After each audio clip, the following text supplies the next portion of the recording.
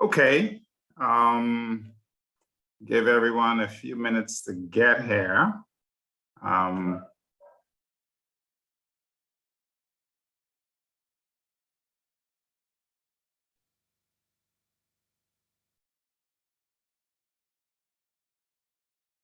Actually have some persons here now who I don't think were on the last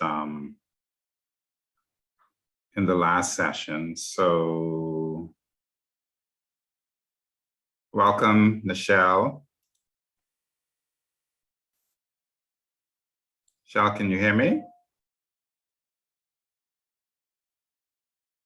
She's connecting to audio, so I guess she can hear me. Okay. I think Nichelle is okay, now I think we're getting everyone here.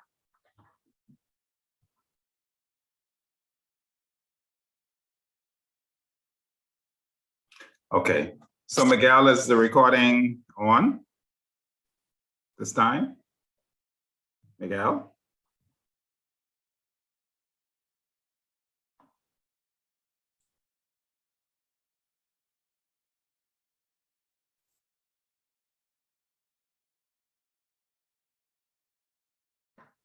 Secondly,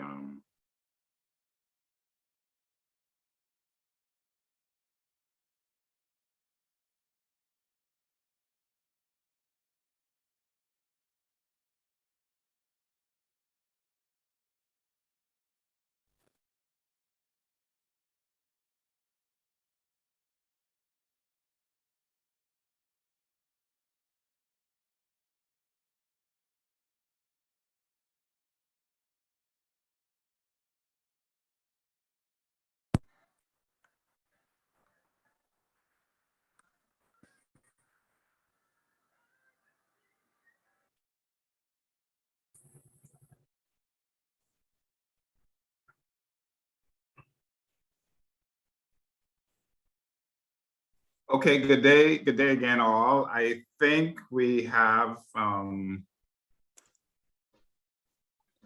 trying to look down the list, see if anybody is missing. I think we have everyone, if not most persons who were on the previous call. Hold on, yeah, Kevin, I have to remember that you're here. Nichelle is not here. All right, so let's go back to what we were talking about. So let me reintroduce things. The conversation we're having is that the factors in property management in terms of the structure is that obviously you have property, and secondly, you have properties owned by someone, so you have a property owner, and properties used by someone, so you have a property user, and the property manager is the person, or property management is the activity that fills the gap between the user and the owner, and as it pertains to the property itself. So as I was last saying, that means a host of things. And those of you who had a chance to flip through the book will see that the property manager skills actually starts to spread all over the place. So the property manager becomes someone who's a bit of a concierge, just a bit of a accountant, or even a lot of an accountant in cases. But the value that you have as a property manager and the amount of, let's just be frank and say, the amount of money that you can make is tied to what you can give to the property owner and the property user. I said it again. What you can get out of your property management career is really tied to what you can supply to the property owner and the property user. And there are tons of things that you can supply, but you have to be realistic. If, for instance, you don't have great or even simple accounting skills, you want those people who will say, I will never get that stuff. You're gonna, at the minimum, then have to hire an accountant, and probably you may not even understand what they're doing, but you're gonna have to leave it up to the accountant. But you want to be able to understand to some level what the accountant is doing, or be able to do the stuff yourself. Because if you can do the stuff yourself, whatever is going to be paid to the accountant, that can go to you. If you're able to do risk management, which a property manager should be able to do. What is risk management? Deciding, like, look, what all the things can go wrong, and how do I put things in place to prepare for that? When something does go wrong, what are the things that I have in place to immediately address these things? This is risk management. Risk management is something that a top of the line property manager is going to bring to the table. If you have the kind of personality and persona where you can bring services, hospitality services to the owner or to the owner's users, that is a great benefit, because lots of owners don't, that's what they want. They want someone to be able not just to take care of the property, which is facilities management. So you need facilities management skills. That's another skill. But actually to be taking care of the people who are using the property, which is a totally different arena altogether, and a great amount of skill set that it calls for relationship management and dealing with persons who are using something and making them happy and satisfied. That's a skill set all on its own. Promoting the property. So if someone owns a property and they want people to rent the property, say it's an Airbnb, and they say, you're the property manager. I don't have the time to get people to use my Airbnb. I want you to do that. Then now you need to have marketing promotional skills. It can go on and on and on and on. I want to take up the whole time, so I want to go back to this conversation about what is a property manager? What does a property manager do? So I'm going to pick on Lachey. Lachey, what would you say is, because we talked a little bit about the difference between a property manager and a real estate agent. What we said was a real estate agent is Kevin said it, a transactional person, someone who is trying to get a transaction to happen between the property owner and a potential user. And that's sort of the meat and potatoes of a real estate agent. True, there's some real estate companies that obviously say we offer property management service. So if we sold a property for you, or if we have your property to rent out, we're gonna take care of your property until it gets rented, or even while it's being rented and so forth, which is a bit of property management services. So I was picking on Lachey, and I wanted to find from you, Lachey, there's this other thing that gets confused with property management is project management. And what would you say, Lachey, is the major difference between project management and property management? Hi, good morning. Can everybody hear me? Yes, we can. I'd love to see you, even if just. I was just gonna say, unfortunately, I can't turn on my camera this morning. I'm not able to. Okay, no problem. The difference, I would say, between property management and project management, as it pertains to real estate, real estate on the whole, project management is the beginning stages, the time when a project manager is the person that brings the owner's vision to life. So that would be somebody who deals with the initial, like, architectural structures, construction part of it. They would deal with all of that. as Okay, so, opposed to, oh, as sorry, I opposed thought to, you were done. sorry, Go I ahead. thought I was done too, as opposed to property management. Property management is the person that deals with the maintenance of the property after it's already been constructed, after it's already been, whether it stays in said particular owner's hand or have already been sold to somebody else. They deal with maintaining the property as to where it doesn't lose value, it actually gains value. Okay, so I'm gonna go out on, jump on my high horse and say this, and persons involved in property management, I mean, project management, and I am one of those persons who've been involved in project management. I've not been involved in real estate, but persons involved in real estate would probably pull their hair out when I say this. But a property manager is someone who actually can use real estate and project management skills. I said it again. A property manager is someone who can use real estate and project management skills. So as a property manager, for instance, it would be great if you have good project management skills, because the property owner, and Lachey just pointed out to it, may decide they want to add additional units. Or they may have property, say you're working for someone who owns property all over the world.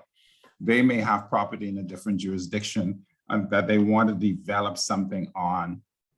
And you're the property manager, and they say to you, look, I have this stuff. I need you to get the architects together, get it all drawn up. These are my ideas. I don't want to have to deal with these people. I want you to deal with them. So you may have to have, and if you have these skills, again, it speaks to what can happen for your pocket.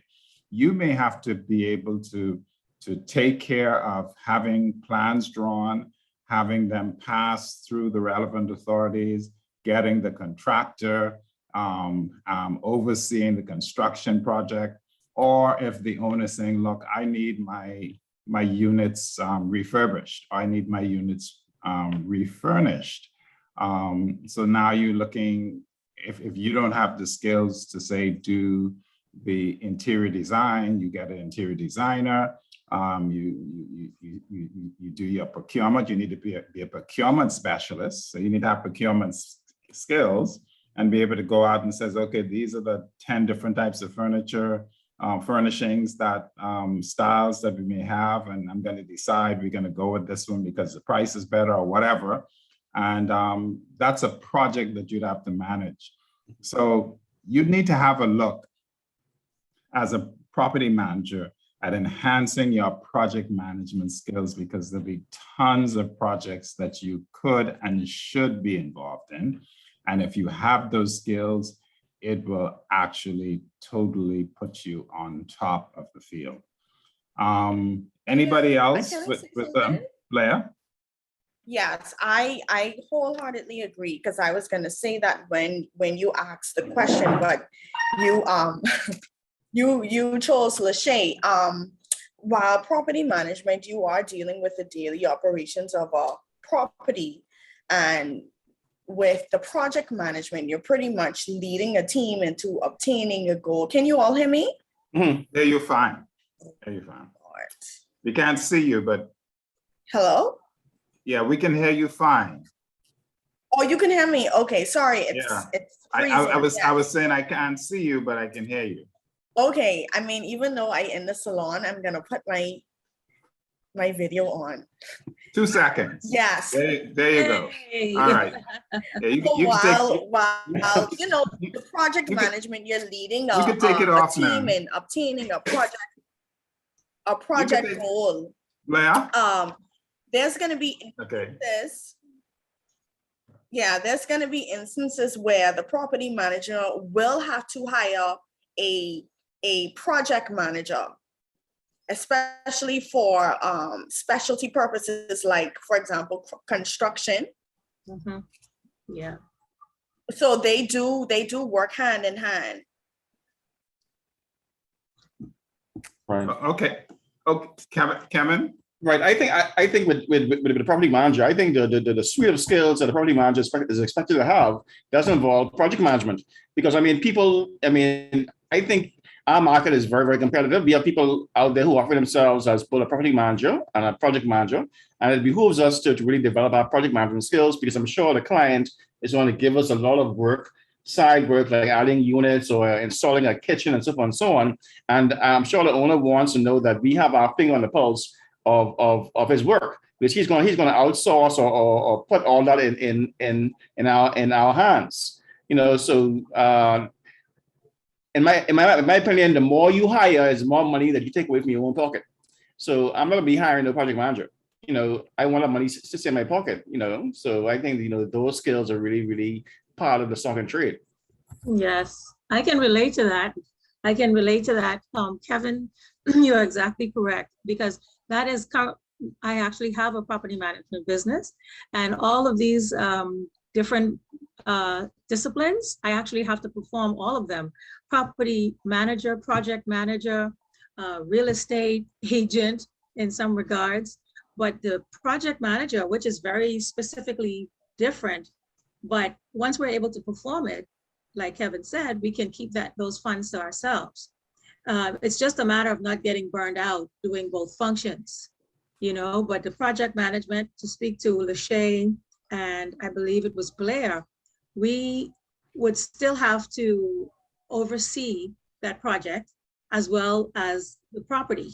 So therein comes the part where we say they are overlapping or they're crossing over and all these various things. It doesn't mean I don't think you have to have a project manager, but it helps, but it takes away money from your pocket. And I don't think that that's what we want to do in the end. Yeah. And even if, because Marjorie is bringing up an important point, there is only so much one person can do. But and when we talk about you building a property management business, then we're going to talk about the skill sets that you want to have inside of your business that maybe you're not personally doing, but you want to know that somebody in your business really can wrap their head around accounting and analyzing and making reports, that somebody can really man a project. You may want to have that sort and on these skill sets inside of your business. But at the end of the day, though, if you're going to be a top of the line property manager, you want to at minimum know about these things, like know how to do certain things. At least know what it's about, so it's not foreign to you. So I'm gonna there is. Let me see who was here last time. Georgia. The textbook talks about on page 20. It talks about a slew of things that a property management is about. And I want to very quickly go down this list and ask Georgia what she thinks is the most important thing. So I'll read it. Sorry for reading, but it says project management is the activity of accepting security deposits on behalf of the landowner, doing advertising and promotions, soliciting sales for the owner, arranging for repairs and maintenance, collecting rent, taking care of the revenues and profitability of the owner's properties, doing property inspections, keeping accurate financial operational reports, dealing with the leasing of properties to tenants, paying off bills and even mortgages for the owner, and resolving tenant concerns and complaints. So that's a bit of a list of some of the things that property management does, this whole gamut of stuff. Georgia, what in your own words would you say if you're a property manager, would you think it's the main thing in this list that you think you would have to focus on?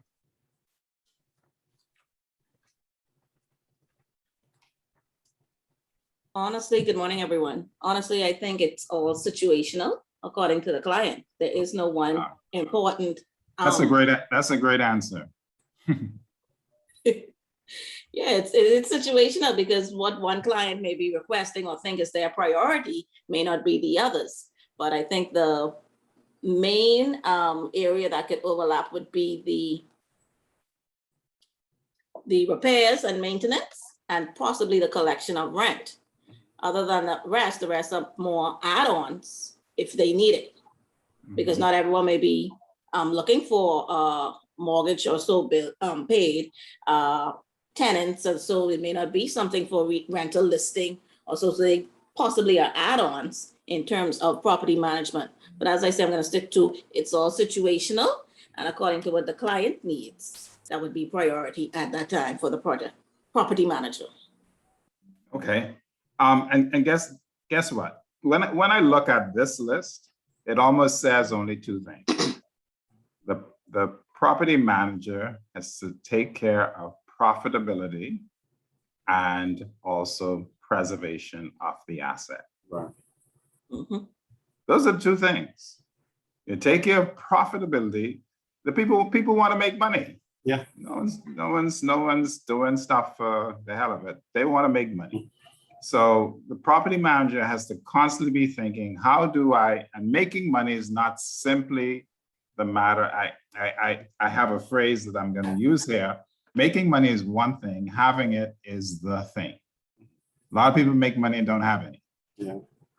So the property manager wants to make sure that you're just not making money, but you literally end up with an asset, a financial asset, or something that actually exists. Right. You're not just making it. A lot of people make money and don't have any. They say that all the time. Mhm. You want to have something. So it's the preservation of assets. That's one job the property manager is going to do. Make sure the preservation and growth of assets. And secondly, the profitability. Something has to be profitable. It has to grow. It has to develop. And that's the job that the property manager has. And all of these things speak to that. Ian, let me ask a question.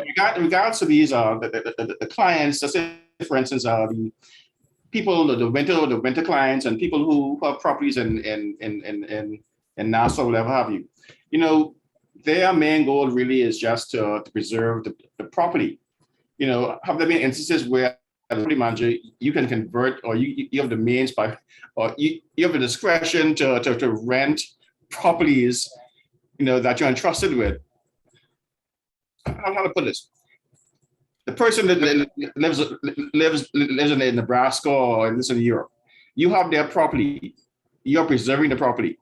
Is there a discretionary aspect where you can actually rent the property or convert the property into a rental? I mean, I'm just trying to. Yeah, it's guys, trust me. I could say this a million times. Every question is a great question. Yeah, that's I don't what. care what the question is. And that's actually a wonderful question. Off the bat, I'm gonna wonder if somebody else wants. I haven't answered it, but I wonder if somebody else wants to give a crack at that, because that's a wonderful I question. can give a crack. Kevin, I'll try. I try best. Okay, but it just depends pretty much to how you started the sentence. It depends on the relationship you have with the property owner, and it also depends if the property owner gives you that permission. Mhm. Now, if you look in the beginning of our text, it talks about integrity, ethics, and all these other things. And that's where it would come if you choose to go ahead and rent the property without permission, without the knowledge of the property owner. And then you put yourself in a bad position if you do that, because what if they, decide, let me go check my place in the Bahamas. And you've leased the property out to someone who decided they're gonna give you $100,000 for 4 days. It's like a tug of, should I do this? You know what I mean? So I think, I don't know if anyone else can speak to this, but personally I can, from my own experience. My client, they hadn't been to the country all of last year.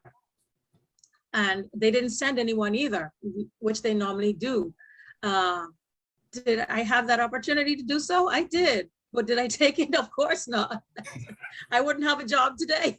But you just continue doing the work. You continue because the client wants a particular thing. They want their property to look a particular way. So it doesn't matter. They can walk up on you any day, anytime, and know that they've entrusted their property to Kevin, and Kevin's got their back all the way, no matter what. And then, that has a way of turning around for you in a positive. So how did I do with that? Yeah, that's fine. I'm gonna give somebody else a chance to weigh in on that. Okay. But I want to use this opportunity to interject that the assignment you're gonna get for next week is to do something called a management agreement. And a management agreement is an agreement that an astute property manager is going to put together. There's a lot of us that have arrangements. A lot of property managers have arrangements with people, and this is reality. There are people doing property management services, even if they don't call it that, for persons who own homes in Lightfoot Key, the Exumas, persons who own homes in One and Only and all these Albany and all these properties. Whereas Marjorie alluded to, some people own properties and they may visit them once a year, once every 2, 3, 4 years, and the property is there. The astute property manager, no matter whose property that they are managing, is going to be the person who wants to start off by creating something called a management agreement. And your assignment for next week is to look at management agreements and actually create a fictitious owner and create a management agreement with that owner. That is to your benefit. Obviously, management agreement is going to benefit the owner, but you'd be off your rockers to create a management agreement that doesn't benefit you at all. Exactly. And believe it or not, some people get into agreements like that, agreements that are a little benefit to themselves. You don't want to do that. You actually want to get as much out of an agreement as you possibly can without losing your integrity. Anybody else with a view on Kevin's beautiful question, which is somebody in Lightfoot Key or somewhere else and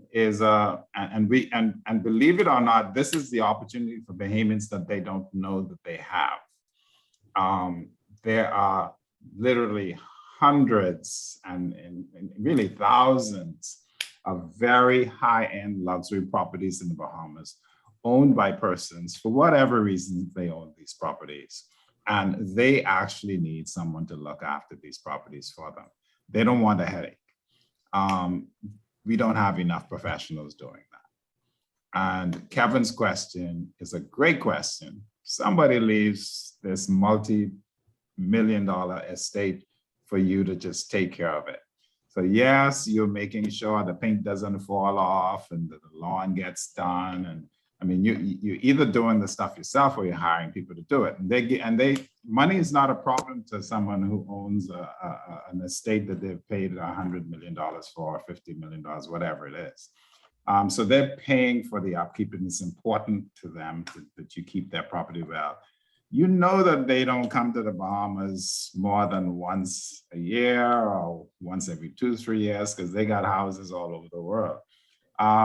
Should you not say, hey, it's my discretion, I could rent this house for a party tonight, and $10,000 rent for the night, which is what these places go for. Right.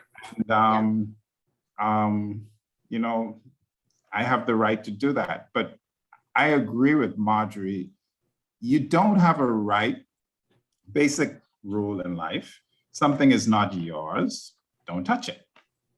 You don't have a right to do with something that is not yours what the owner has not agreed that you can do. So if you want to be able to do that thing, you'd be shocked. Most owners, especially if you have a great relationship with the owner, would agree that you can do that. Mhm. if you're doing an awesome job and you have a great relationship with the owner and you're taking care of their stuff and their property is not deteriorating and they're not losing their money and so forth and so on, many owners would not have a problem with you putting in your management agreement that, hey, if something comes up, I can find a renter for your property for you, which we cover in this course. The fact that as property manager, one of your purposes would be to go out and say, hey, I want to hire me to make your investment profitable. And a part of that is me going out and finding people to pay you some money when you're not using the property. But that has to be in the agreement. Anybody else? Okay. We're quiet here. So I want to go back to talking a bit about the whole thing about the opportunities for a property manager in the Bahamas, and it's widespread. And we're going to spend some time talking next week as well about what even is a property. What does that mean? But to touch on that a bit today, there are all sorts of properties. And a property manager needs to be very well aware of the all sorts of properties. And one of the chapters in your book covers that.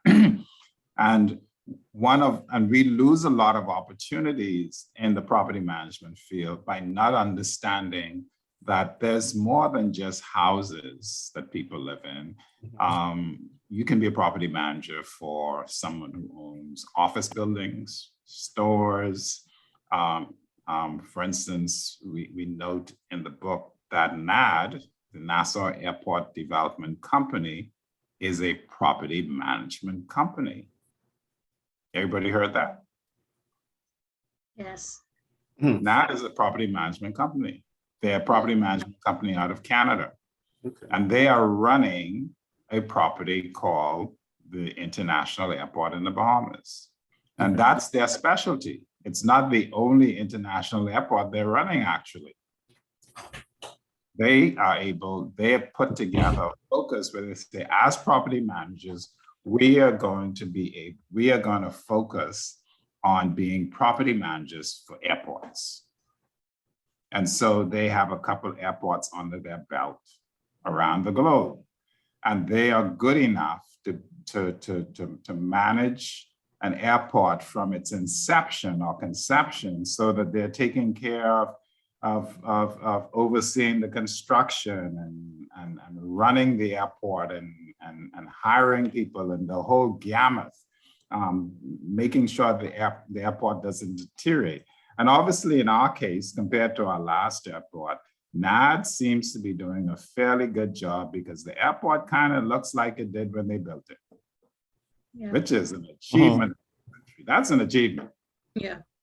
That we have a building that still looks a little bit like how it looked when it was built several years ago.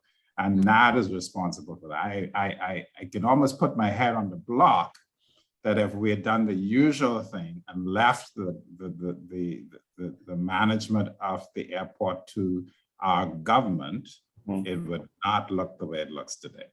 Any comments? Okay, no comments. So in speaking about opportunities, as property managers, you may want to look at niches that are not flooded. So I just mentioned airports. There are ports as well. There are tons of ports in this country. You may want to be the kind of person who says, look, I want to, and these things call for you having some specialty skills and understanding about ports, so you can be a property manager for ports. And ports don't have to mean like Nassau Harbor. There are lots of well-endowed investors who have what we may call a dock on their private island, or you may have a port, a small port that's servicing a number of small islands. But if you become specialized in taking care of ports, and that's what you are the best at, you have great opportunities throughout the Bahamas in becoming the property manager for ports. That's just an example. Of course, there are residences, and some of us think in terms of, oh, property management for multi-million-dollar residences, but there are people with fairly small residences too that are not multi-million-dollar that need someone to manage it. So you have some persons, if you go to an island like Eleuthera, for instance, a lot of fairly wealthy people and some not so wealthy build vacation homes on the islands, Cat Island, Exuma, Eleuthera, other islands. And these homes are not multi-million-dollar homes. They're fairly modest, but they are not there. They come down for a couple months of the year or a couple of weeks, and the rest of the time they're empty. So you may want to think in terms of being a property manager for people like that who want to not be worried about what's happening to my property in Eleuthera for all of the months that I'm not there. And you says, look, let me handle that for you. Let me take care of your stuff. And that may be your specialty. So I'm just bringing up those examples to show you there's so many different attributes. There are types of properties that are mentioned again, and we get in types of properties a little later, like industrial complexes. So people are running a factory, or people like you go to Freeport and then numbers of factories. And again, that will call for a special skill set, and you may want to focus on those kind of properties. So if you're not the kind of person who wants to put into your system, because some of us are really good at having relationships with people. If you're talking about residential properties, especially high-end residential properties, I would advise you, if you're not good at relating to people, you may want to steer clear of high-end residential properties, because those people need the type of talent that is really good at taking care of people. So people who involve in hospitality and so forth and so on are great in that area. But if you're a kind of person who don't like talking to people, you may want to look at managing industrial properties or other type of properties. Any questions, any feedback? I mean, yeah, I agree that, I mean, in terms of, let's say, the high-end clientele, I'm sure everyone can agree that, those persons require a lot of attention and care. I mean, I've worked for high-end persons, and, it's a way and method by which you talk to them and speak to them, because, of course, so they have a certain mystique and a certain presence about themselves, and they expect service and servitude. So I agree that if you're the kind of person who thinks too highly of yourself, or who gets mad quickly, or who have a short fuse, that wouldn't be a good move to deal with those persons, because those persons, can be very difficult, and they may say things that may hurt your feelings. And I think, working with them, my skin has gotten thickened, because, when a high-end person talks to you, sometimes you may feel a certain kind of way. You know what I mean? So I agree that, for the high-end clientele, if you're not predisposed to the service, then I think it's best to look at another specialty. Very good. So when we're talking about what property management is, one of the things that's mentioned is the whole thing about the financial side of property management. Certainly, the property manager as being someone, if for instance, someone has given you a set of Airbnbs, or you're running your own set of Airbnbs, then you have to make decisions about things like, how do I price this? And that, we can stop right there with that question. How do I price this? That is a skill set too. The price that you attribute to any service, even how do I price my own service? And we're going to talk about that in this program. How do you come up with determining what you charge people for anything? A lot of what's done, unfortunately, in our wonderful little country, I don't know if many of you have hired a contractor, and you suddenly get the feeling at some point that this person sort of just stuck their finger up in the air and came up with a figure as to how much they're going to charge you. And believe it or not, that is way more the norm than it is not.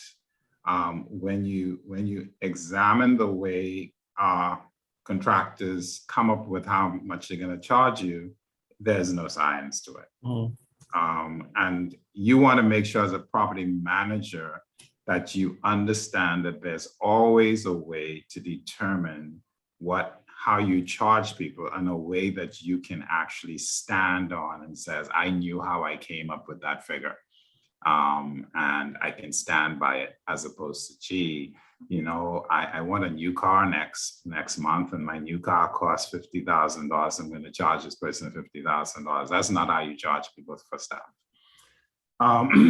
So the financial part of the property manager's work is a serious thing, because it does call for, you're dealing with people's money.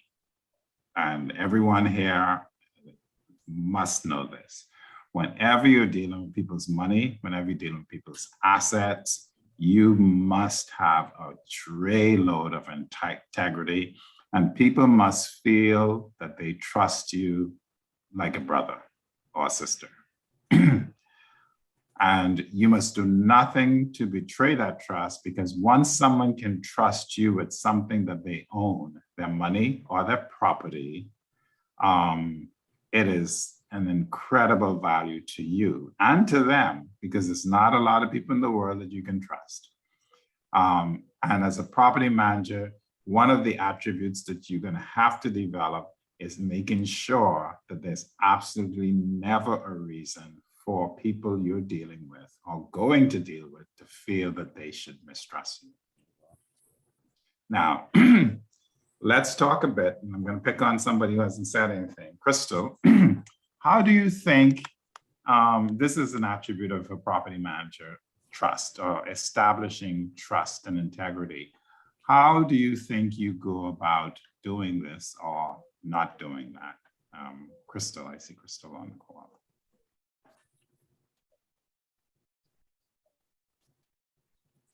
You said, how do you go about doing it? Good morning, everyone. Yeah, how in your opinion, how does one go about establishing and establishing trust is one thing, but trust is fickle, because the minute you mess it up, it's like a paper kite that's gone. How do you establish and manage and maintain it, trust between yourselves and somebody who is entrusted you with the management of their money and the things that they own? Well, as was said earlier, it goes back to Crystal, are you able integrity. to turn on your video for a second? That's our, you don't have to keep it on if you don't. Oh, there, you're working. Nice to see you. You too, Mr. Ferguson. All right, go ahead. As it said earlier, it definitely has to relate back to integrity, keeping the integrity. And your word is your bond. If you say something, hold that to it, that if something has to get done, it will get done in a timely manner and timely fashion. I definitely could attest earlier when it was said, if you are the property manager for a particular building or establishment, you know, if the owner is not there and you feel like you want to go ahead and rent out this unit for a number of days, just because it's available, that doesn't give you the right to do it. Even though it's accessible to you, it still doesn't give you the right to do it. So making sure that you keep your integrity, making sure that in order for you to continue to be that trustworthy individual, so not only just for that particular landlord, but for other business to come your way. Because once you've tarnished that trust, people talk. And in this line of work and service, it's all about referrals as well. Okay. Anybody else? Now, I'll give an example that's mentioned in the book a bit. And one example, and this is a frequent occurrence in our wonderful country, is that you call a plumber, you're managing somebody's property and a pipe bursts, and you call a plumber to fix the pipe, and the plumber says, okay, where is the plumber says, oh, to fix the pipe, that's a $200 job, and then where do I find the house? And you say, oh, it's in Lightfoot Key. And suddenly says, oh, I made a little mistake. That's a $2,000 job. So which is it? Is it a $200 job or $2,000 job? And some persons change their fee only because of where something is, not because of what they're doing. And as a property manager, you have to be on the ball to know what things ought to cost, because it is a fact that persons will, and service people will literally turn up the dial if you say, I need you to do me a service, and it's in this particular part of the Bahamas or this particular place in Nassau. Then suddenly, their eyes see dollar signs and they go crazy. You owe it to yourself and the owner to say, nah, that's not what it costs. I'm not paying that. And to me, I have a rule. I do not argue with persons who have already established, have no integrity. I'm going to say to you, excuse me, thank you very much. See you later. I'm going to find someone who has some integrity, because there are people who, when you argue with them and say, well, look, nah, the normal cost for this is 10 times less. Then they will say, oh, sorry, I made a mistake. I will do it for 10 times less. Or if you say to them, never mind, then they suddenly want to put it at the normal price. By then, I'm done with you, because you've already established to me that you have no integrity. I'm not sure that you're going to do a good job anyway. So that's just my 5 cents on that. You do want to look for all of these examples where you establish trust. And trust is also part of trust is being truthful. I don't know if anyone wants to speak to that, but sometimes it's very hard to be truthful, especially the people who don't like hearing the truth. But I will tell you, being truthful is a really, really wonderful way to establish trust. So sometimes if you're dealing with an owner or dealing with a tenant, and they are making requests for something that you can't do, some people have the propensity to promise things that they know that they can't deliver. I call that outright lying. If you know you can't deliver something, don't promise it.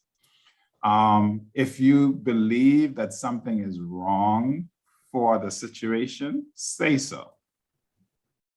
But you got to find a good way to say these things. I think it was Kevin who mentioned, some people have a certain temperament. You got to know who you're dealing with. But people tend to start to trust you more when they believe that you will tell them the truth. So if you got an owner who says, you know what, I want to paint the stuff in my property. I want to paint everything dark purple. That's my favorite color.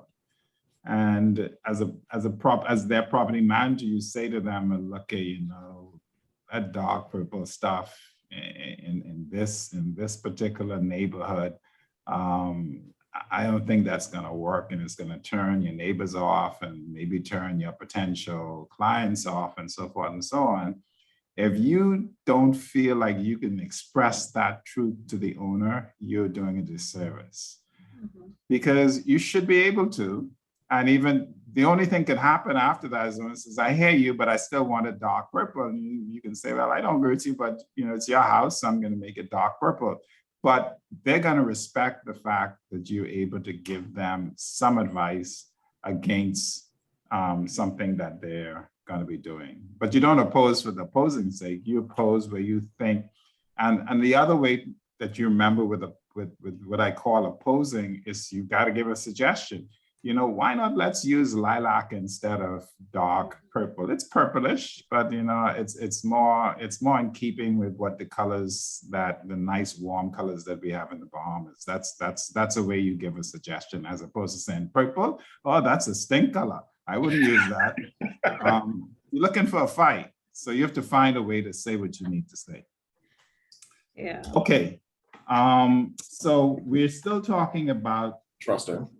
some of the stuff that Ian, what about presentation? I mean, like I know some people, if you come to them and you don't look the part, if you don't dress the part, you know, they don't trust oh you. yeah, Presentation is very, very important.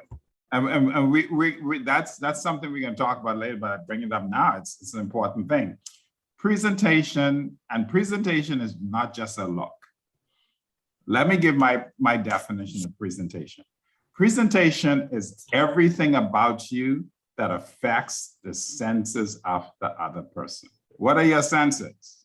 Sight, hearing, smell, taste, touch, and all those other things. It's more than 5, but you like to pick on these 5. But presentation is the stuff about you that affect the senses of the other person. So we like to talk about how people look, but that's one aspect of presentation.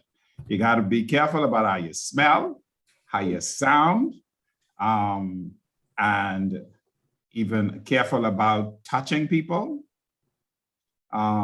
careful about all of these types of things. Careful about your posture, because that's a part of how you look. Yeah. Careful about what you wear.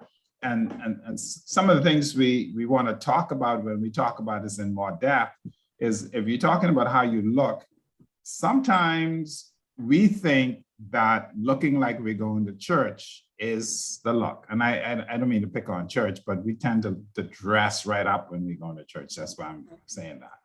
But in many cases, some people are put off by that. So the looking good is not necessarily dressing up to the nines. Looking good is dressing up to the appropriateness of who you're dealing with, where you're dealing with them, and so forth and so on. So somebody invites, if Bill Gates come and invites you on his yacht to discuss you being property manager for his boats, because that's another field. You could be property manager just for people's boats, or property manager for his properties in the island or wherever. But he invites you on his yacht to have a discussion about that. Do not go on his yacht in 6-inch high heels with your church hat and everything else on. Your dress with your sequins and so forth and so on. That it's a wonderful look, but it's just not appropriate for going on the yacht. Same thing with the guys. I mean, I know we think the 3-piece suit is all that, but I would not go on a yacht in a 3-piece suit and my Floshine shoes, especially to meet someone who has quite a lot of money. They're not gonna think very highly of you just because you did that. So presentation, as Kevin said, is very important. It's having the look, knowing what's appropriate where, being sure that, in my opinion, again, it's about being truthful. If you don't usually, if you don't usually have a certain look, you want to stay close to the look you usually have. Because if you're not going to maintain the look that you're going to have for meeting this person once, and it's a look that you can't maintain either financially or otherwise, go with the look that you normally have, that's obviously decent and orderly, but it's you. So what I'm saying by that is that if you don't normally have hair that's like 8 feet long, touching the ground, and whatever it is. And don't go out of your way to do that just to meet a person once, when in fact, you have a small fro. Maybe you want to wear your small fro the first time and do the different thing further down the road, because your small fro is going to be the thing that you're going to be wearing most of the time. So you don't want to shock the person when they meet you the other times and wonder why, when they first met you, you had 8 feet hair long, Okay. I have on the call just joined us Mr. Lamar Pinder. Lamar is a former, actually took this class with Miss McLean, and Lamar has graciously offered to be a colleague with me during the semester, with the view that at some point he's able to take on a class of his own. Interesting enough, there are literally hundreds of persons who've expressed an interest in taking this course, and it's not possible to have 100, 200, 300 people in one class. So as we move forward, one of the things I'm looking to do is to see if I can get persons to take different groups of this class and teach it. So Lamar has graciously accepted to be a co-teacher, so get his wings under him and be able to take on a class of this on his own. So Lamar, we're going to take 2 minutes to have you introduce yourself and maybe talk a little bit, seeing that this is our topic today. What do you think property management is? We already talked about that, but I'd like to hear it from you. And also talk a bit, Lamar, about in particular in the Bahamas, where you think the opportunities are for a property manager.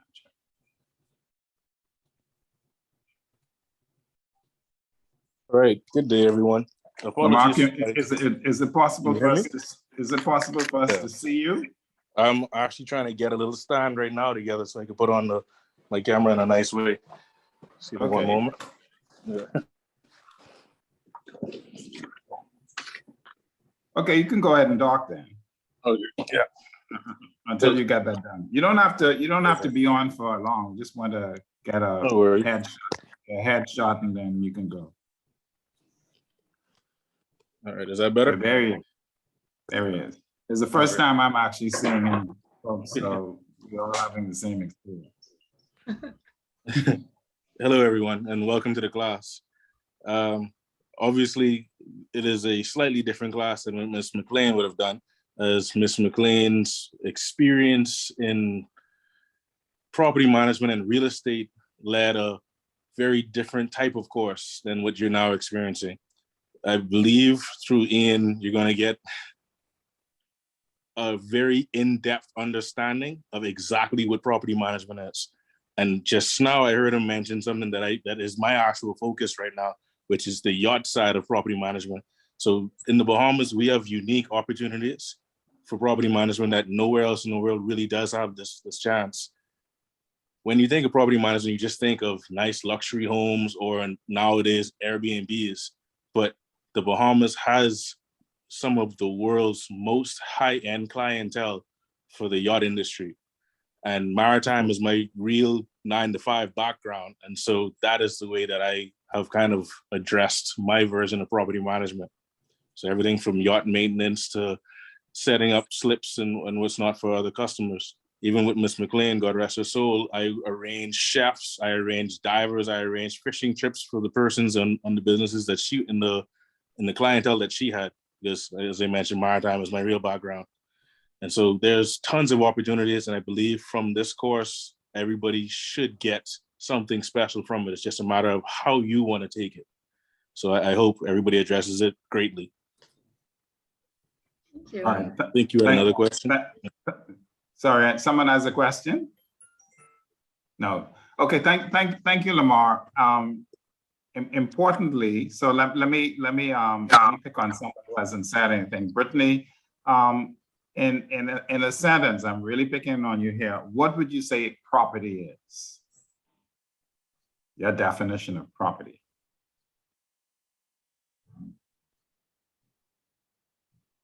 Morning. I would say a property is, Did I pick on you before and you said that you couldn't show your face? I'm sorry, no. I know there was somebody who was a little indisposed and couldn't do it, but if you're able to show us your face for 2 seconds, much appreciated. Okay. Morning, everybody. Good morning. Okay. Can't see you well because you have a backlight, but I can kind of sort of see you. That works. Okay. All right.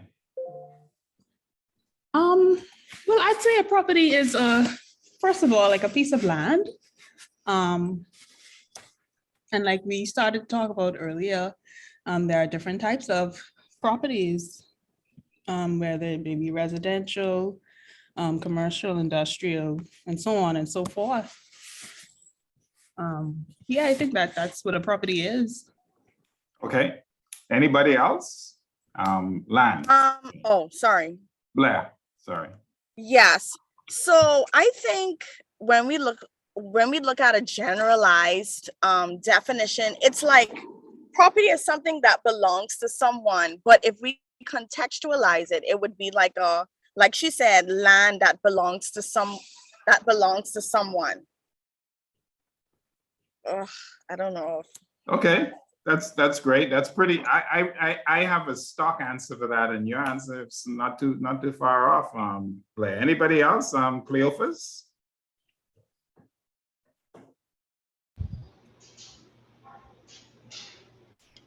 Good morning. Good morning. For me, property just is something that is owned that at the same time has to be maintained and upkept, but it has different, I guess, types. Like you say, you have land, you have vacant land, could just be a property, buildings, yachts, anything of like assets, I would say.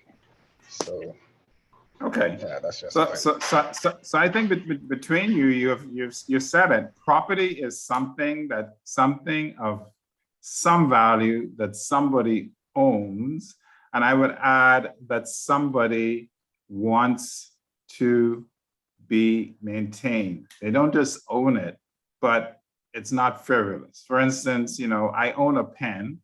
I can say it's property, but I really don't care if I drop my pen and it gets lost. Maybe we can go a step further and say it's more of a tangible asset that can obviously bring a source of income. Right. So in this case, as property managers, you are thinking of something that somebody owns that has the potential to actually grow in terms of value, and also the potential to bring forward profit to the owner. Yeah, and also you look at the fact, look at the person who's asserting that they own the property, also controls the property, and also has the legal right to do the property as he so fit. Because you like sometimes you have these properties where a bunch of people own it, and so it is always best to ensure that the person who is asserting that they own the property is in fact the owner, and he has the ability, or he has a legal right to do that property as he so fit. So when he hires you, you're covered because he's covered. He's the owner. Yes, very good point. And we have a segment in one of these weeks where we totally talk about legal stuff. And this is a very, very important point, which is it goes back to what we said the elements are here. The 4 factors is that you have owner, you have property owner, property user, you have property owner, property user, and then the glue is the property manager. So the factors are property owner, property user. In some cases, the property user is the same as the property owner. And then, of course, you have this service called property manager. So yeah, you guys have captured it well. Property is something that somebody owns that have value, that sometimes have the expectation that at the very minimum, you want to maintain the value and substance of that property. You don't want it lost or deteriorated. You want it kept. but you also want, in a sense, for that property to appreciate, either in terms of the appreciation of the property itself or for that property to be profitable. You know, in the Christian Bible, there's a parable of the talents. And those of you who know that particular parable, the essence of the parable, I always thought was a fantastic parable, because there's these three men who given property to manage. One is given 5 talents, one is given a talent as a piece of property, one's given 5, I think one's given 3, and one's given 1, something like that. And the property owner goes off and says, look, take care of my stuff for me, make sure nothing happens to it. And then he comes back, and what does the property owner want? He wants an account of the property, an account of their property. And property managers have to be willing and able to give an account at all times. So the property owner comes and says, hey, I want an account. And the guy with 5 said, you know, I went out and did so-and-so, now I have some greater number. And the one with 3 did the same thing. And the interesting part of the story is that the one that was only given 1 had a totally rational approach. I mean, it's incredibly rational. He says, look, you only gave me 1. And you said, make sure nothing happened to this. And I know you're a hard guy and, you know, you're really rough. And so I buried that 1 to make sure that nothing happened to it. Nothing could possibly happen to it, because I sat on top of it and I buried it and no one knew who it was. And I made sure nothing happened. Here it is. And as the story goes, that particular guy with this who did not put it at risk, made sure nothing happened to it. He was beaten up and, you know, really taken out with the trash because of his approach of doing everything in his power to make sure nothing happened to this 1 piece of property. So that particular story even exemplifies that owners are interested not just in you keeping things as they are, but actually making things better. They want a profit. They want that property to appreciate in terms of value and so forth and so on. And the property owner must keep in mind that anyone who owns property is not just interested in you keeping it the way it is. Okay, good. We want to segue into talking a little bit about what we've spoken somewhat about before, and that is some of the attributes that a property manager may want to have. And we talked about trust already. So I am going to ask everybody to give me an attribute other than trust or integrity that they think a property manager should have, a characteristic, an attribute. So I'm going to start with, let me see who hasn't said anything yet. I think everyone has had a chance to say something. So I'm going to start with Lachey. Sorry, let me start with Cohen. Good morning. Morning, Cohen. An attribute a property manager must have, they must be professional. Okay, professional. And Cohen says professional. We're gonna come, I'm gonna get the list first, and then we're gonna have a chat a little bit about these things. So that's Cohen. Let me see who else who hasn't said much. Well, everyone has said something so far. So let's go back to you, Marjorie. Oh, well, according to our list, we have being attentive. Only one thing. Okay, attentive. Being attentive is a very big deal. Okay, because attentive. Yeah, All right, good. Blair? I think, sorry, oh Lord. Let me turn on my No, you good, you good. I you think good. a good property manager, or a property manager should be communicative. Okay, communicative. Now you Yes. give me a big word. All right, good. All right, Cleophas, Accountable. accountable. All right, I like that one. So far, they're all very different. Cohen, Cleophas, Kevin. I would say, okay, the person must have a quick turnaround time. He can't be slowful. If he's given a Okay. task to perform, he must do it within a reasonable time. Don't drag on. Do it efficiently. Like for instance, if you're collecting demand rent, make sure that the rent is collected in time and deposited in time, because it as you said, it may be a mortgage attached to the property. So the property manager must be efficient with his time and must be a good time manager. Okay, Brittany, I think that one should be able to pay good attention to details. okay, so that's attentiveness as well. Anything else?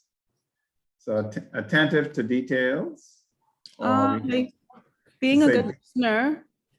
listener, all right, I love that, okay. We can go with that, take listener. Crystal? Organized. Organized. Okay, good.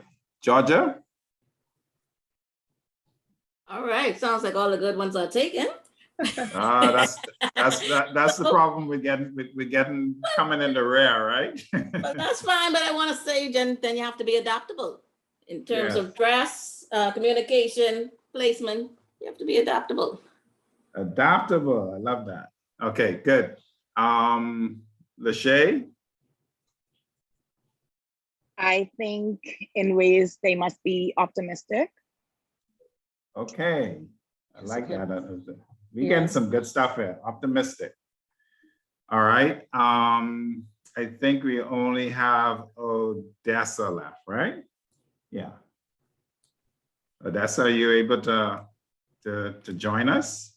I know she's listening in. If not, she actually dropped out. Okay, so good. We have, I'm going to go through them. Professional, attentive, communicative, accountable, timely, detail-oriented, or actually we said that would be a good listener, organized, adaptable, and optimistic. So I'm going to give Marjorie the job because she has this thing right in front of her right here to talk about it. Marjorie, go down that list that you have there for me. Oh, okay. So we have property managers should be accountable, accurate, appreciative, approachable, appropriate, assuring, attentive, available, believable, courteous, decisive, discerning, empathetic, fair, functional, honest, industrious, influential, innovative, knowledgeable, lawful, loyal, objective, open-minded, organized, personable, reliable, resourceful, respectful, responsive, sensible, timely, transparent, and trustworthy. Okay, Our now, list. Marjorie, what page of the book is that on? That's page 44. Page 44. So Uh-huh. I don't do numbers, but that's an important number, page 44. You guys want to take a note of that page number. It's going to come back to haunt you somewhere in this course. So you want to know that list. And to be honest with you, a lot of that stuff is just, I want you to memorize the list. I want you to know it. A lot of this, that list is instinctive. So you want to know it. You want to know that these are the things that I want to be able to display.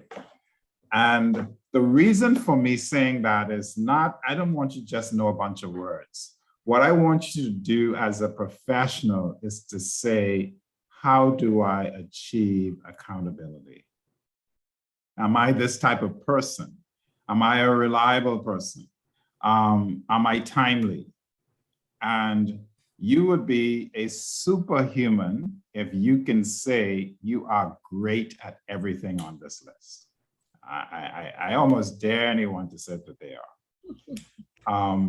But the reason why you have this list is because you want to look for, in particular, the things that you're not good at.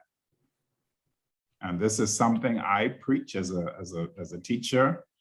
Your opportunities for learning are checking for what you don't know. There's no other opportunity. A lot of people like to get off on what they know. I'm not impressed. What you know is immaterial. Your opportunities are in what you don't know.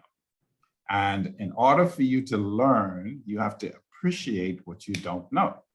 And you have to search for what you don't know. You have to have a system for pulling out what you don't know. So I would admonish you to go through this list, write it down, or put it in a spreadsheet, something, and do something called a self-assessment. So if the first thing was what? Availability, ask yourself, nobody else. Don't try to judge nobody else. Am I the type of person who is great at this? Am I always available? You know, do I even know what this means? So you first start off by, do I know what this means? If you don't, and don't fool yourself, don't make assumptions, or I've heard this word 100 times, so I know what it means. Hearing something a lot doesn't mean you know what it means. What you want to do is find out, what does it mean to be available? What does it mean to be accountable? And then say, on a scale of 1 to 10, how great am I at this? And if you get anything but 10, and you have to make you're not giving this to anybody else, you're doing a self-assessment. If you got anything else but 10, then you want to say, how do I make this a 10? If you get and you don't make it, if you got a 5, you don't be ridiculous and say, how do I make this a 10 tomorrow? You literally say, how do I make this a 6, then a 7, then an 8, then a 9, then a 10? You know, not everybody moves around by doing the long jump. We tend to walk. So you want to consider, when you want to improve, that you're not a long jumper, you're going to walk. So you take steps. I'm going to improve from a 5 to a 5.5 to a 6 to a 6.25. As long as you are improving, that's all you want to do. So everyone got my drift here. You want to, this is an exercise. I want you to look at this list, write it down, know what every single item means, and assess yourself. Nobody else in the world, just you. And this is a private thing. And say, honestly say, am I perfect with this attribute? And if I'm not, how far from perfect am I from a scale of 1 to 10? And then your next thing is, what strategies can I put in place to improve where I am to something else? Yes, that's awesome. You should. Okay, Yeah. Kevin, your mic is on. Okay. Okay, so everybody understands that challenge I've given you? Yes. Okay. Yes. I take the silence to mean that everybody understands. I really want to do it. And I'm going to tell you, you're going to have some opportunity during this course to be tested on your knowledge of this very same list. So please spend the time and get to know it. Okay. Any questions at this point? Any questions, any comments, anything before we move into something else? No? Boy, this is a quiet group. Let's talk a little bit before we go today, because we're gonna stop at 12. Let's talk a little bit, and we're gonna delve into this more next week. But let's talk a little bit about property types. We started talking about this. In terms of the conventional definition of property, there are two main types of property. Could somebody tell me what they are? Especially in real estate, there are two major types of property. What are they? Commercial and Commercial and Yeah, residential. commercial and residential. And residential. And I like my students to always understand this very, very important part about learning. We're dealing with words. We're dealing with language. If you want to be good in any field, you need to learn the language of the field. That's it. So if you want to be a medical doctor, you can no longer call the throat, you got to call it whatever they just call it. And then you're a doctor. In fact, most of us in our normal language, when you go to the doctor asks you what's wrong with you, and you tell the doctor what's wrong with you in your language, and what makes them a doctor is that they translate that into some gobbledygook, and they tell you that you've got these big words. The same thing you just tell them, they translate it into these big words that you don't understand, but it's in their language, and that makes them a doctor. That's the importance of language. If you're a lawyer, the same thing. When you go to lawyer, they start running on with all this stuff and putting it in a certain way, and it's their language. Every field has a language, and if you're gonna be great in the field, you learn the language. And how do you learn the language? Do not ignore the words that are used in the field.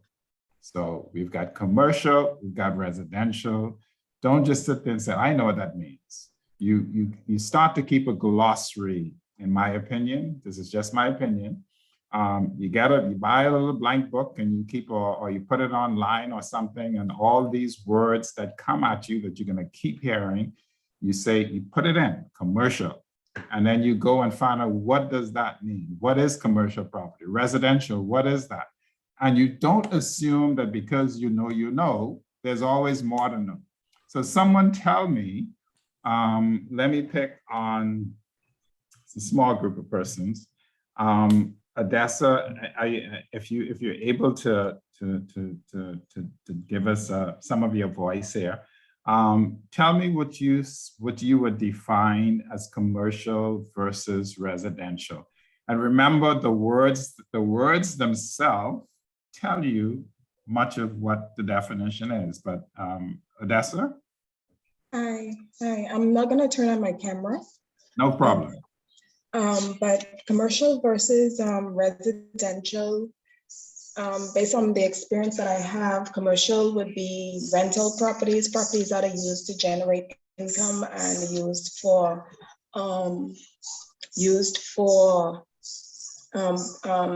services to the public. And when it's residential, it's primarily used for it's a place that is for living accommodations and personal use. Okay. And that's pretty much the big difference between them two. Okay, wonderful. Anybody else? I think commercial property is actually property that's registered as a business. Is actually it is a registration of it as a business or as a revenue generating unit. So when you look, but that's on a low level. But I know on the zoning laws, you have I guess areas being deemed commercial, residential, and so on and so on. But under the commercial aspect, I think it's just a matter of it being designated to be a revenue generating entity versus if you have a residential, that is just probably a home or just a living quarters. It's not zoned or it's not a revenue unit. Okay, let me jump in because we're at a very interesting point here.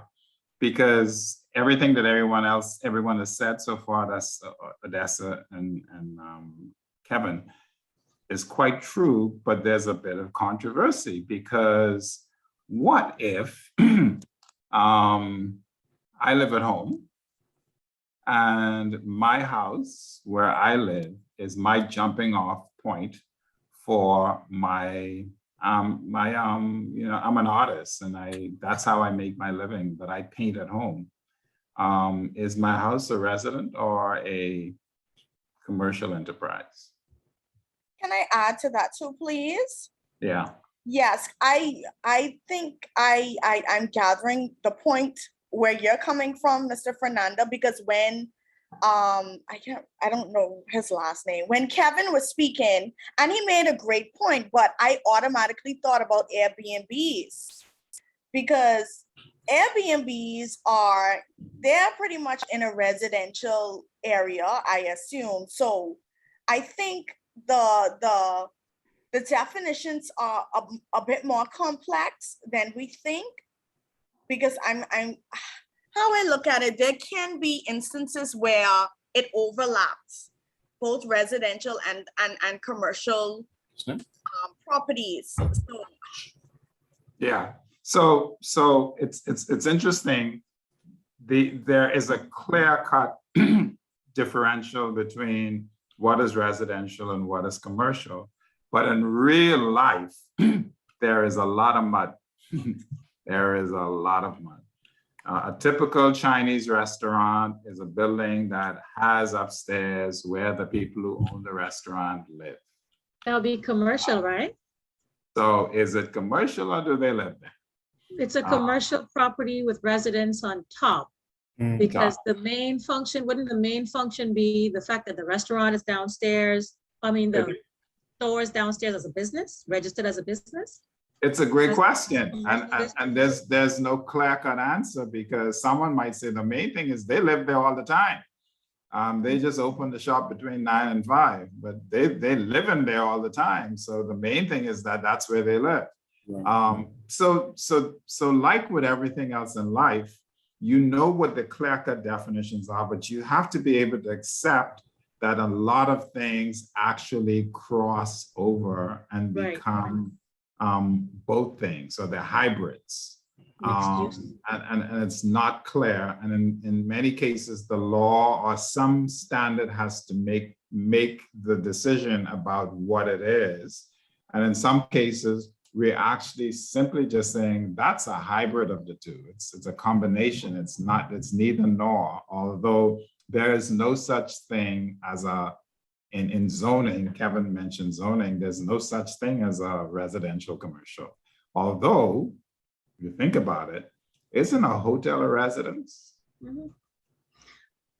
But it is not residential property, is it? No.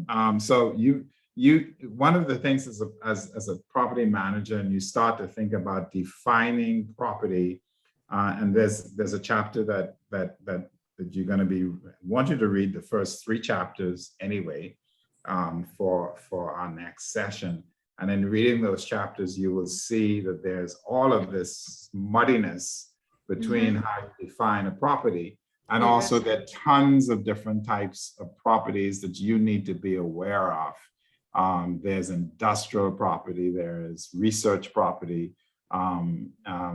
There's just so many different types of properties. And within residential and within commercial, there are lots of different types of properties as well. And you need to be familiar with those properties. And when we're talking about properties, something that somebody owns, as a property manager, one of the things that you need to be cognizant of, there is an arm, there's actually a property management association in the US where they are training persons to take care of non-real estate property.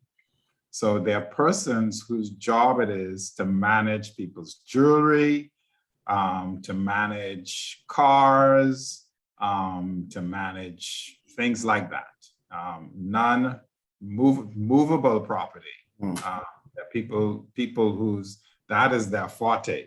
There's like, you know what, give me your movable property and I will take care of that for you. There are people of wealth who don't want to worry about what's happening with their, $100 million worth of jewelry or their fleet of cars or whatever their properties might be that's not real property. So that's another aspect of property So- management that we're not really delving in this course, but it does exist. So, Mr. Fernando, sorry to cut you off. Say, for example, you ask us, because I noticed you said movable assets, and I'm now looking at the book. So say, for example, you ask us, what is property management? That means we now have to highlight that it's the management of movable and immovable assets. No, you don't have to, because I'm going to go out on the limb and say that those of us in the profession, the property management profession, I'm going to include you, are on the cusp of being able to define even what property management is. So the base definition is that we're talking about real property or real estate property. That's the base definition. But there's nothing from, and we talked a little bit earlier about, hey, I think Lamar is still here. Lamar talked about you can focus only on vessels. That's property, but vessels move around, but they are actually property. So there's nothing to prevent you as a property manager from extending your services to properties that are not land-based. So I just mentioned somebody's art collection, somebody's jewelry collection, somebody's collection of wine, and so forth and so on. You could be a person who manages collections. Collections are things that people own. They're not fixed to land, but there are people in the world, there's some people who collect magazines or collect baseball cards, and they're worth millions and millions of dollars, and they want someone to manage that for them. So to answer your question, sorry, Blair, while the base definition is real property, property managers should not restrict themselves to base definitions and start thinking about what are the opportunities for me to port these skills, because it's a set of skills that you have to think about having that you can apply to all sorts of things. Okay, thank you. Okay, we're nearing the end. So I just want to thank all of you who've submitted the assignment. And I'm going to post the other one today. But I think, does someone remember what I said that the assignment would be? Risk management, What about risk management? having the skills to foresee and manage issues. I believe we had mentioned this earlier in the class about risk management, and also making it an advantage for yourself and not just for the property owner. Okay. Making a fictitious risk management agreement, I believe it was. But it's not risk management. No, management agreement, sorry. Management, yeah. There's something called the management agreement. Management agreement, that's the one, yeah. Or you can call it the property management agreement. Let's call it so we're not getting confused. The property management agreement. So the assignment is for you to actually research what is that and actually come up with a fictitious relationship of your own and create a property management agreement that would be beneficial to you as a property manager. So I'll give you an example, very quick example. You decide you want to focus as a property manager on managing golf courses.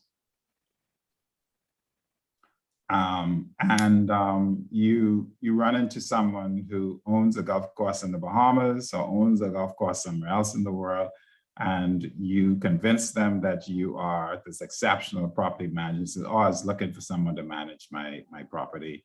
Can you take on my golf course?" And you says, "Yes, I can do that." You either leave it there, or really what you must do is say, "You know what? Let's put together an agreement about what it is that our relationship is going to be." Obviously, you have the property, you have the owner, and you have the property manager, and you should have property users as well. The management agreement is going to say, this is what we have. This is the property, this is the owner, this is the property manager. So it's going to identify these things. And then it's going to say, these are the parameters of our relationship. So I am going to manage your golf course. But what does that really mean? I'm going to manage it for the next 5 years, or I'm going to manage it forever until you say stop, or it's going to be a year. So there's time. There's the who, what, when, why, and how that you need to put into your management agreement. So it's like, how much are you going to pay me? And what are you paying me for? An important thing in business to do whenever you're making an agreement, all of you, is to not have open-ended agreement. I cannot tell you the amount of times I see open-ended agreement. What is an open-ended agreement? I am going to do some broad thing for you. Be specific, and be specific to the point where you can say anything outside of this agreement will incur extra cost. Everybody heard that? Now, there's no way you can say that if you just did some airy-fairy, I'm going to be a project man, I'm going to be a property manager. No, I'm going to be a property manager for your golf course. And that means I'm going to do A, B, C, D. You got to list the stuff, specifically what that means. And then you say anything outside of that is not taken care of in this agreement and will incur extra costs.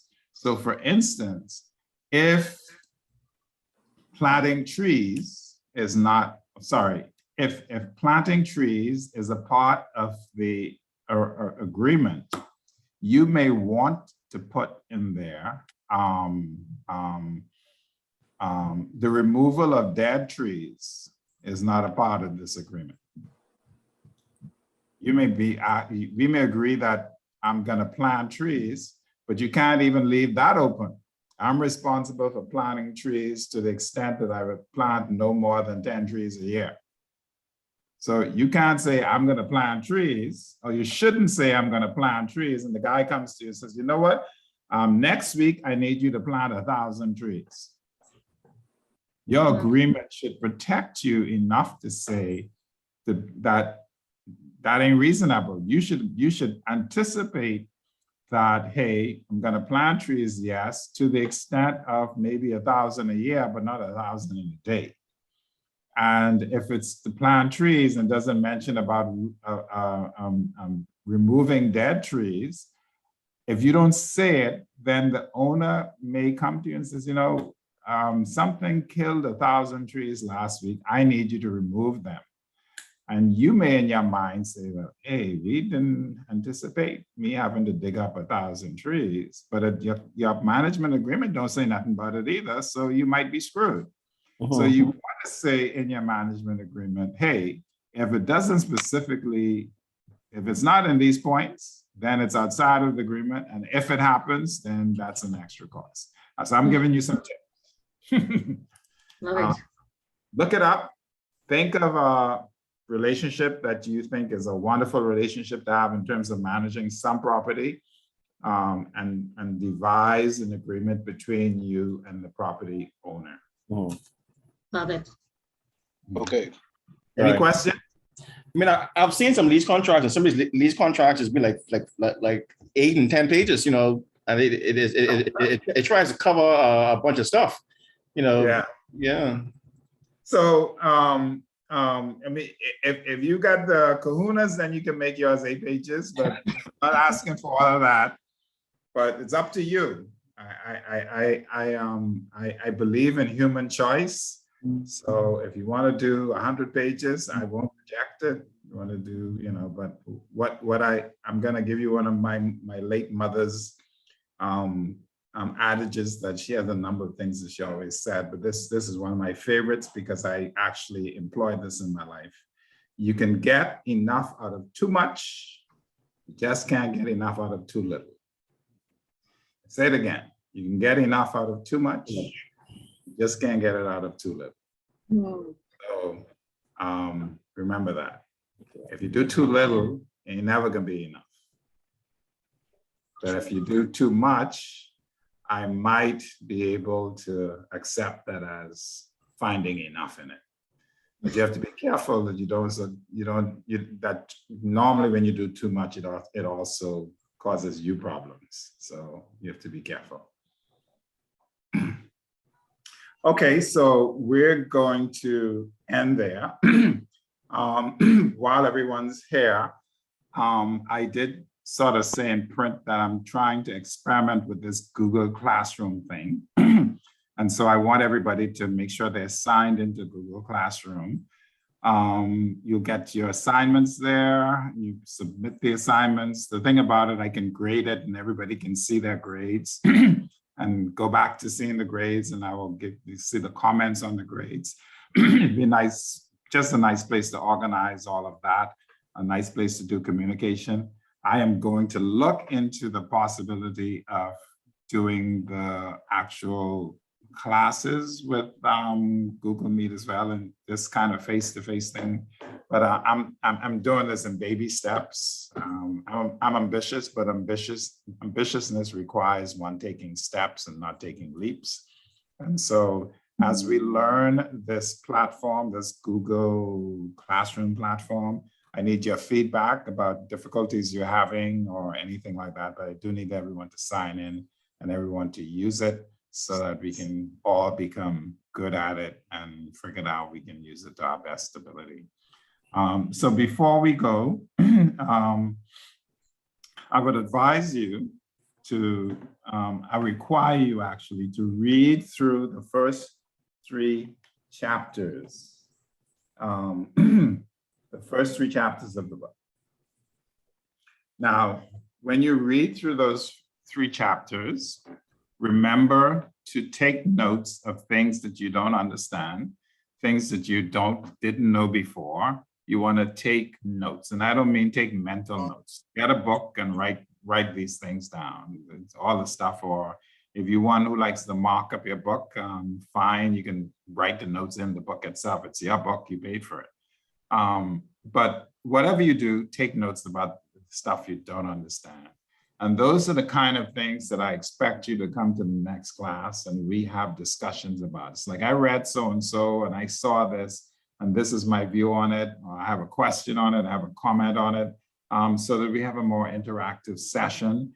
And I'm not here just pontificating while you take little naps on the other end. We want to make sure that we have an interactive engagement. All of you guys are pretty sharp, and we will benefit from your questions and your inputs, and let's have a great conversation. It's Saturday morning, and it's not every Saturday morning you get to sit with a lot of smart people and have a conversation about stuff. So I'd like it to be more conversational, which means you need to be prepared. Chapters 1 to 3, read the in depth, do that exercise with the creating that management agreement. You would have to, and for everything that you do the relevant research. Don't just rely on your kind of wits. Your wits are important, but don't just rely on your wits.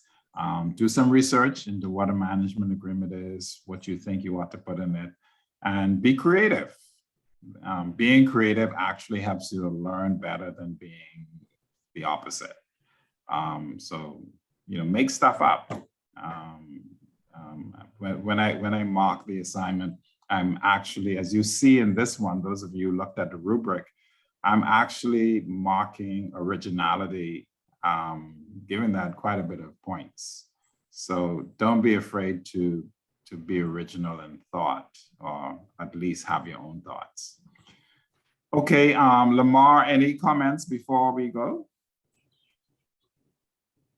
I do. Actually, you know what? No, I don't. I'll leave it for the next one and see if anybody comes up. All right, fine.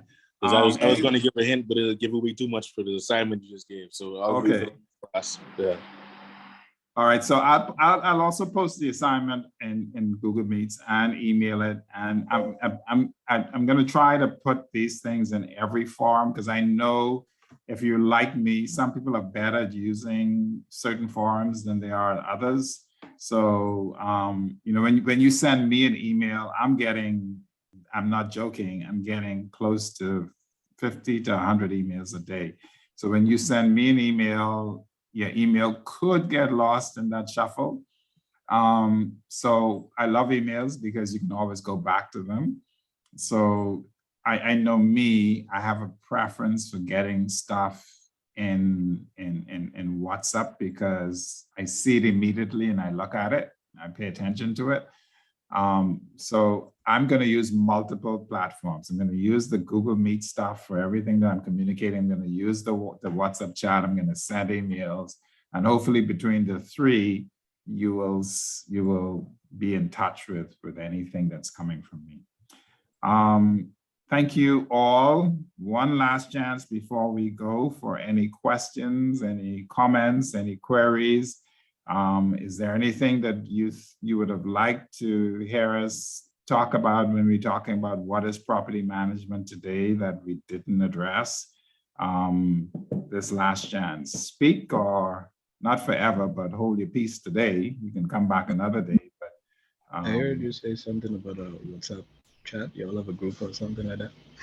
Yeah, but Cleophas, while I have you here, I don't have your phone. I don't have a phone number for Cleophas or Crystal. Not your fault, but the persons who sent me your information. I don't even have oh yeah, I do have an email address now. I had to really scrunch. I got your email address, Cleophas, when you emailed me last night. Cleophas and Crystal just joined the class. And I don't have phone numbers for you, so I was unable to put you in the chat. So could you both email me your phone numbers, and I'll put you in the chat. I mentioned in that chat that I've only, and I'm really dead serious with this, guys. I don't do group chats because I find them incredibly annoying and time wasting.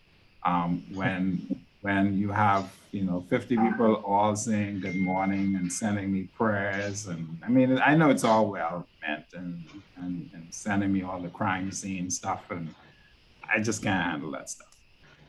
This is not a chat for that. The only thing to be posted in this chat has to relate to the property management course.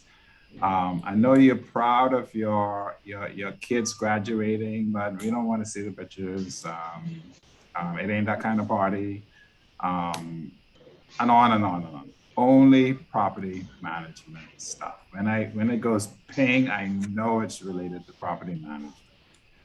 Nothing else. No need to say good morning. I'm going to bed now.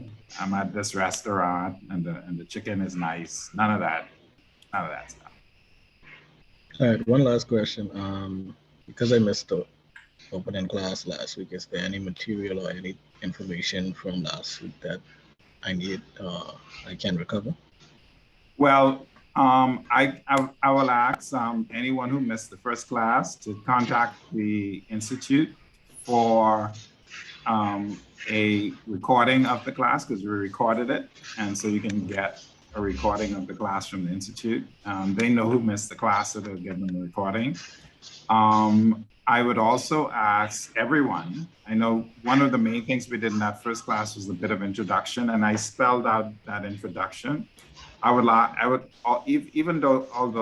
some of you did that last week, could you put your stuff, look at that thing again about who you are and why you're here, and actually fill that out and put it back into, either email it to me or put it into the system.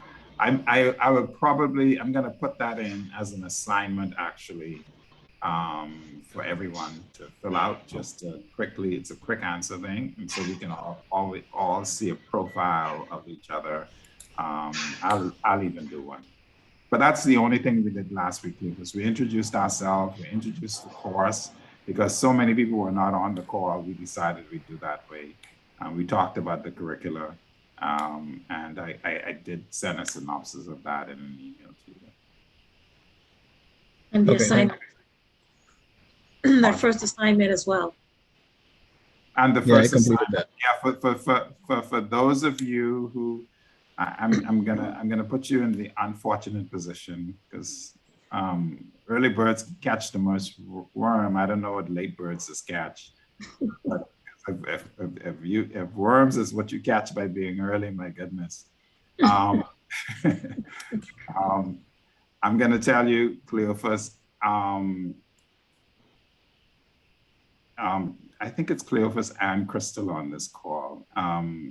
Could while you're on this call, both of you, in front of your colleagues, today is Saturday, is Tuesday morning at 10 too onerous? I don't really want to go. I was going to say Monday morning, but I've decided to give you Tuesday morning. Is that okay for your completing the assignment? I completed the assignment and I emailed it to you already. Oh, there you go. Good for you. See, joined yesterday evening. He didn't complete the assignment, but Crystal, Tuesday sounds pretty good. Yes, Mr. Ferguson, that sounds exceptionally So well.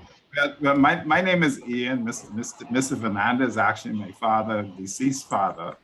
So you could call me Ian. I don't mind. I prefer that. But if you want to call me Mr. Fernandez for some reason, then I'll let you do that too. But yeah, what were you saying? That would be well. Before I interrupted you, Tuesday as well? Yes, sir. Okay, you sure now? Because once Tuesday comes up, by the way, everyone on this call, I am very fastidious about these deadlines, very much so. And we're professionals, so we talked about timeliness. One of the beautiful things about deadlines, it helps you to appreciate the importance of timeliness, and that there are penalties for not being timely.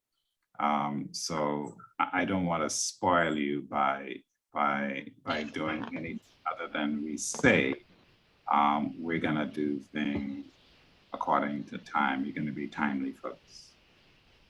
I would suggest to you that you have a whole week to do assignments. You actually create a deadline that's different from the deadline. So the deadline is normally going to be 10 o'clock on Saturday. You may want to say my deadline is 8 o'clock on Friday night, 8 o'clock on Thursday night, or whatever. Create your own deadline and pretend as if the other deadline does not exist. That may be very helpful. Because a lot of us have been mindseted into believing that when we have a deadline, that we only start working when we are looking at the deadline, like the deadline is like screaming at us. So we start working at 9:30 because the thing due at 10. So you wanna maybe set your own deadline, especially if you're that kind of person. Okay, thank you. Okay, sorry, there's a comment that I see in the chat. Let me look at it before we go, so I'm not missing what it says. Email was sent for, okay, that's Crystal saying that she did send me her number. So Blair, you're about to say something before we go? No? Okay, so thank you all very much for your time. Please, please, please, do not take that property management agreement lightly. You want to put some effort into it, and the effort means do some research, look at what it takes, learn as much as you can, so that when you put it together, it represents you. That's the other thing I like to say about your work. Your work is something that when you put it out there, it says, this is Blair, this is Brittany, this is Crystal, this is me. That's your work. And it's, unlike you, when you have a conversation with someone and the conversation is over, if a week later somebody says, Kevin said so-and-so, Kevin could go say, no, I never even talked to that person. I know what they're talking about. But if you put something in writing and you give it out and say, this is me, and you put your name on it, you do not have that opportunity. It's there. People pick it up and say, this is what you did. That stuff represents you forever. It don't rot. It's not like words, it don't go off in the air. It's there. So you want to make sure that what you are presenting represents you. Okay. All the best for the weekend, and I will see you folks next week.